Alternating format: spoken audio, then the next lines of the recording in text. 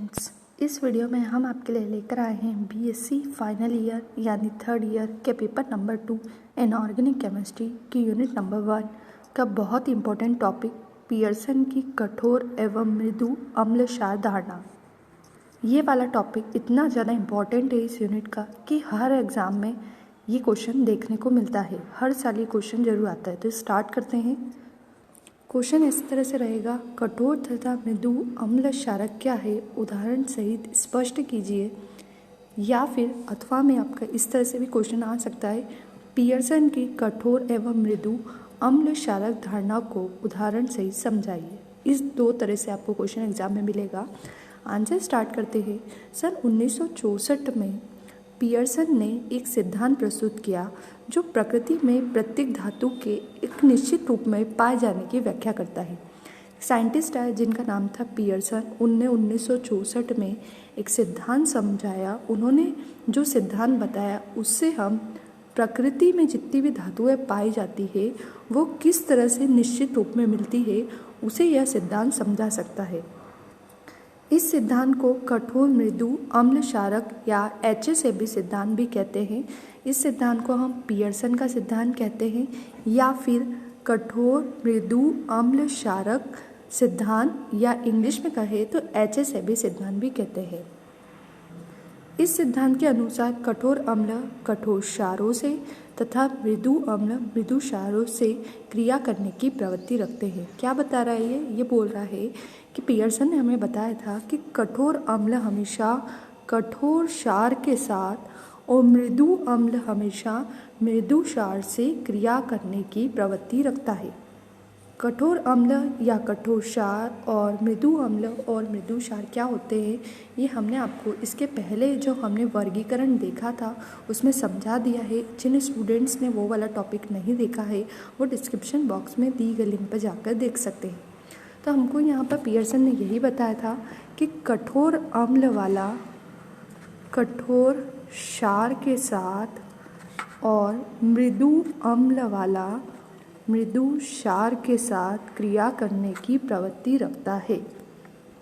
इस सिद्धांत को निम्नलिखित क्रिया के द्वारा स्पष्ट किया जा सकता है। यहाँ नीचे एक अभिक्रिया ली गई है और इस सिद्धांत को इस अभिक्रिया से समझाया गया है। यहाँ हमने लिया है कठोर अम्ल जो जुड़ा हुआ है मृदु क्षार से और दूसरी तरफ लिया हुआ हमने मृदु अम्ल जो जुड़ा हुआ है कठोर क्षार के साथ। देखो यहाँ पर दोनों का नेचर अलग है। कठोर अम्ल के साथ मृदु क्षार जुड़ा हुआ है और मृदु अम्ल के साथ कठोर क्षार जुड़ा हुआ है। अब ये क्या करेंगे, इन दोनों को अपने ही जैसे फ्रेंड चाहिए। जैसे कि हमारी ऐसी टेंडेंसी होती है कि हम अपने ही नेचर वाले जो फ्रेंड्स होते हैं उनसे हमारा कॉम्बिनेशन ज़्यादा जमता है। उसी तरह से इनका भी होता है कि अगर इनका नेचर जहाँ पर सेम बैठता है ये वहाँ पर क्रिया कर लेते हैं। तो कठोर अम्ल वाला कठोर क्षार से जुड़ जाएगा और मृदु अम्ल वाला मृदु क्षार से जुड़ेगा। तो ये बन जाएगा आपका कठोर अम्ल कठोर क्षार और दूसरा बन जाएगा आपका मृदु अम्ल मृदु क्षार। नीचे यही लिखा हुआ है कि ये जो हमारा मृदु अम्ल कठोर क्षार से जुड़ता है या कठोर अम्ल मृदु क्षार से जुड़ता है ये अस्थायी कहलाते हैं, क्योंकि मृदु कठोर से जब जुड़ा हुआ होता है तो इनकी प्रवृत्ति अलग अलग पाई जाती है, इसलिए ये अस्थायी होते हैं। इसके विपरीत यदि हम मृदु अम्ल को मृदु क्षार से जोड़ते हैं और कठोर अम्ल को कठोर क्षार से जोड़ते हैं तो ये स्थायी कहलाते हैं। अब पियर्सन की अवधारणा या पियर्सन का सिद्धांत आपको क्लियर हो गया होगा कि कठोर वाला कठोर से जुड़कर स्थायी बनता है और मृदु वाला मृदु से जुड़कर स्थायी बनता है। अब हम देखते हैं पियर्सन के सिद्धांत के अनुप्रयोग। क्वेश्चन है हमारा पियर्सन के या इंग्लिश में बोले तो HSAB सिद्धांत एवं इस सिद्धांत के अनुप्रयोगों को उदाहरण सहित समझाइए। तो हम इसके अनुप्रयोग देखेंगे कि ये वाला सिद्धांत हमें क्या समझा सकता है। पहला लिखा है संकुलों का स्थायित्व। पियर्सन ने कठोर मृदु अम्ल क्षार धारणा के आधार पर संकुल यौगिकों के आपेक्षिकीय स्थायित्व को स्पष्ट किया है। यानी इस सिद्धांत का प्रयोग करके हम बता सकते हैं कि हमारे जो संकुल यौगिक जो बनने वाले हैं वो स्थायी होंगे या अस्थायी होंगे। इसे एक एग्जाम्पल से समझते हैं। यदि A कोई अम्ल है और B कोई क्षार है तो इन दोनों को मिलाकर एक संकुल बना हुआ है जिसे हम AB बोलते हैं। यहाँ पर नीचे रिएक्शन बताई गई है। A अम्ल है B क्षार है, दोनों मिलकर एक संकुल AB बना रहे हैं। आगे लिखा हुआ इस प्रकार बनने वाला संकुल केवल तभी स्थायी होगा जब अम्ल या क्षार दोनों ही या तो मृदु हो या कठोर हो। पियर्सन का कहना यही था कि अगर ये दोनों एक ही कैटेगरी के होंगे, यानी ए और बी अम्ल और क्षार दोनों ही या तो कठोर होंगे तो जो संकुल बनेगा वो स्थायी होगा, या ये दोनों मृदु होंगे तो भी ये संकुल स्थायी होगा। अगर हम ऐसा लेके एक अम्ल हमने कठोर ले लिया और क्षार को हमने मृदु ले लिया तो फिर इन दोनों की प्रवृत्ति बदल जाएगी, इससे जो संकुल बनेगा वो अस्थायी होगा। आगे लिखा है इस तथ्य को निम्न उदाहरणों की ओर अधिक स्पष्ट किया जा सकता है। यहाँ हम कुछ उदाहरण देखते हैं संकुलों के। पहला लिखा है समान लिगेंड वाले संकुल यौगिकों का स्थायित्व। आगे लिखा है ये वे संकुल यौगिक होते हैं जिनमें केंद्रीय धातु परमाणु से जुड़े सभी लिगेंड समान होते हैं। अगर आपकी केंद्रीय धातु और पीछे जो लिगेंड इसमें जुड़े हुए हैं ये सारे एक जैसे हों, समान प्रवृत्ति के हो तो आपका जो संकुल बनेगा वो स्थायी होगा। देखते हैं, इसे मैं आपको डायरेक्ट एक एग्जांपल से समझाती हूँ। देखो यहाँ Ag+ लिखा हुआ है और आपको पता होगा Ag+ होता है वो मृदु अम्ल होता है जो कि 2I- से जुड़ रहा है। यहाँ पर 2I- जो है मृदु क्षार है। मृदु अम्ल और मृदु क्षार Ag+ 2I- मिलकर जो संकुल बनेगा वो होगा आपका AgI2-। अब आपको दिख रहा है कि दोनों की प्रवृत्ति एक जैसी है तो ये जो संकुल बना है वहाँ लिखा है स्टेबल कॉम्प्लेक्स, यानी ये वाला जो आपका संकुल बनेगा वो स्थायी होगा। अगर हम इसी को दूसरे लिगेंड के साथ देखें, यहाँ पर हमने वही Ag+ लिया है जो कि आपका मृदु अम्ल है और उसकी अभिक्रिया हम करा रहे हैं 2F- यानी कठोर क्षार के साथ। अब ये हो गया आपका मृदु अम्ल और ये हो गया आपका कठोर क्षार। जब ये दोनों जुड़ेंगे तो आपका मिलेगा AgF2-। अब ये संकुल तो बन गया है लेकिन इन दोनों की प्रवृत्ति अलग है। ये आपका मृदु अम्ल है, ये आपका कठोर क्षार है। इस तरह से ये जो आपका संकुल बनेगा वो अस्थायी कहलाएगा।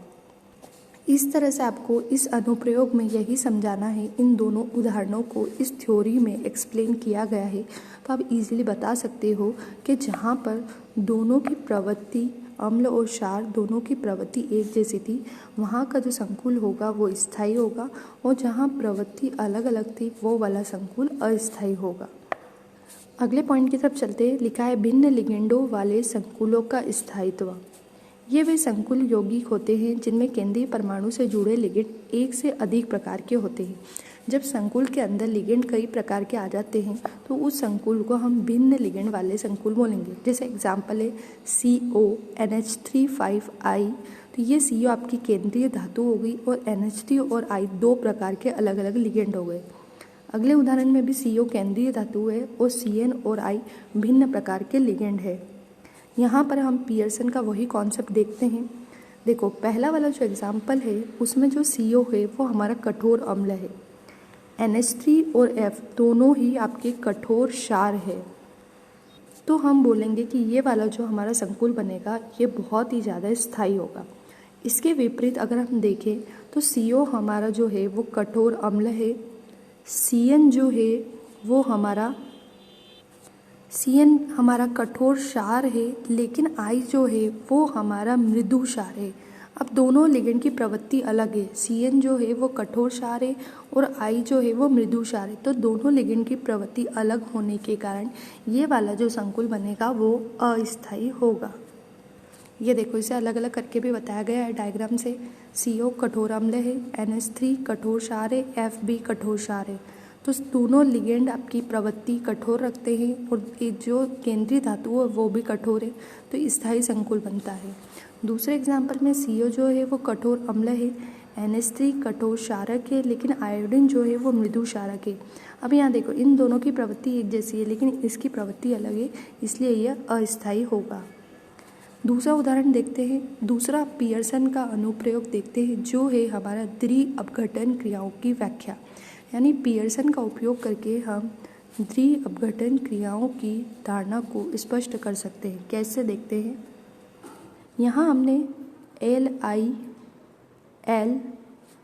लिथियम आयोडाइड और CSF लिया है, इन दोनों की अभिक्रिया करवा रहे हैं। यहाँ हमने लिखा है लिथियम जो है वो कठोर अम्ल है, आयोडीन जो है मृदु क्षारक है ऊपर का जो CS है वो मृदु अम्ल है और F जो है वो कठोर क्षारक है। बस अब आपको क्या करना है, कठोर अम्ल जो होगा वो कठोर क्षारक से जोड़ना है, यानी कि Li किससे जुड़ेगा, फ्लोरीन के साथ, ये बन जाएगा आपका LiF। उसी तरह से जो मृदु क्षारक है उसको आपको मृदु अम्ल से जोड़ना है। मृदु अम्ल है हमारा CS और मृदु क्षारक है हमारा I, तो ये बन जाएगा आपका CSI। इस तरह से द्विअपघटन अभिक्रियाओं में कठोर अम्ल कठोर क्षार के पास चला जाता है और मृदु अम्ल मृदु क्षार के पास चला जाता है। नीचे भी ऐसे ही एग्जाम्पल लिया है जिसमें HgF2 Hg मृदु अम्ल, F2 कठोर क्षारक, Be कठोर अम्ल, I2 मृदु क्षारक है। कुछ नहीं करना है, मृदु अम्ल मृदु क्षारक के पास चला जाएगा और कठोर अम्ल कठोर क्षारक के पास जाएगा, तो ये बन जाएगा आपका HgI2 और BeF2। अगला बहुत ही इम्पॉर्टेंट पॉइंट है जो कि अनुप्रयोग का सबसे महत्वपूर्ण है, प्रकृति में धातुओं के पाए जाने की व्याख्या। HSAB धारणा के द्वारा धातुओं की प्रकृति में विभिन्न अयस्कों के रूप में पाए जाने की व्याख्या आसानी से की जा सकती है। देखो आपको पता है कि हमको जो धातुएं मिलती है वो ज़मीन के अंदर अयस्क के फॉर्म में पाई जाती है। अब हमने देखा है कि मैग्नीशियम जो होता है जब वह अर्थ में से निकलता है तो मैग्नीशियम कार्बोनेट या कैल्शियम कार्बोनेट के फॉर्म में कैल्शियम हमको मिलता है। तो हमको इसमें यही बताना है कि मैग्नीशियम कैल्शियम जो धातुएं होती है वो हमेशा हमको अयस्क में कार्बोनेट के फॉर्म में ही क्यों मिलती है। तो यहाँ लिखा है मैग्नीशियम और कैल्शियम कार्बोनेट के रूप में ही पाए जाते हैं क्योंकि मैग्नीशियम कैल्शियम दोनों ही कठोर अम्ल है। देखो क्या बोल रहा है, मैग्नीशियम और कैल्शियम दोनों ही कठोर अम्ल है और CO3 2- आपका कठोर क्षार है। अब ये हो गए आपके कठोर अम्ल और ये हो गए आपके कठोर क्षार, ये दोनों अभिक्रिया कर लेंगे। मैग्नीशियम जब कार्बोनेट से करेगा तो बनेगा MgCO3, कैल्शियम जब कार्बोनेट से करेगा तो बनेगा CaCO3। इसलिए हम बोलते हैं कि मैग्नीशियम कैल्शियम हमको अयस्क के फॉर्म में हमेशा मैग्नीशियम कार्बोनेट या कैल्शियम कार्बोनेट के फॉर्म में ही पाए जाते हैं। अब देखो दूसरे एग्जाम्पल में लिया है Ni2+, Cu2+ और Pb2+। ये होती सीमा रेखा अम्ल। सीमा रेखा का मतलब मैंने आपको बताया था जिसमें बीच की प्रवृत्ति होती है, ना वो कठोर में होते हैं ना मृदु में होते हैं। इसलिए ये तीनों क्या करते हैं, सीमा रेखा है, इसलिए ये मृदु के क्षार के साथ भी अभिक्रिया कर सकते हैं और ये कठोर क्षार के साथ भी अभिक्रिया कर सकते हैं। इसलिए NiCuPb प्रकृति में सल्फाइड के रूप में भी पाया जाता है और कार्बोनेट के रूप में भी पाया जाता है। मतलब ये तीनों सीमा रेखा अम्ल होने के कारण मृदु से भी अभिक्रिया कर लेते हैं और कठोर क्षार से भी अभिक्रिया कर सकते हैं। इस तरह आज हमने देखा बहुत ही इम्पोर्टेंट टॉपिक पियर्सन की कठोर एवं मृदु अम्ल क्षार धारणा एवं उसके अनुप्रयोग। बहुत ही इम्पोर्टेंट टॉपिक था। अगर आपको वीडियो पसंद आया हो तो लाइक करें, सब्सक्राइब करें, शेयर करें ताकि हमारी आने वाली वीडियो आप तक पहुंच सके। Thank you.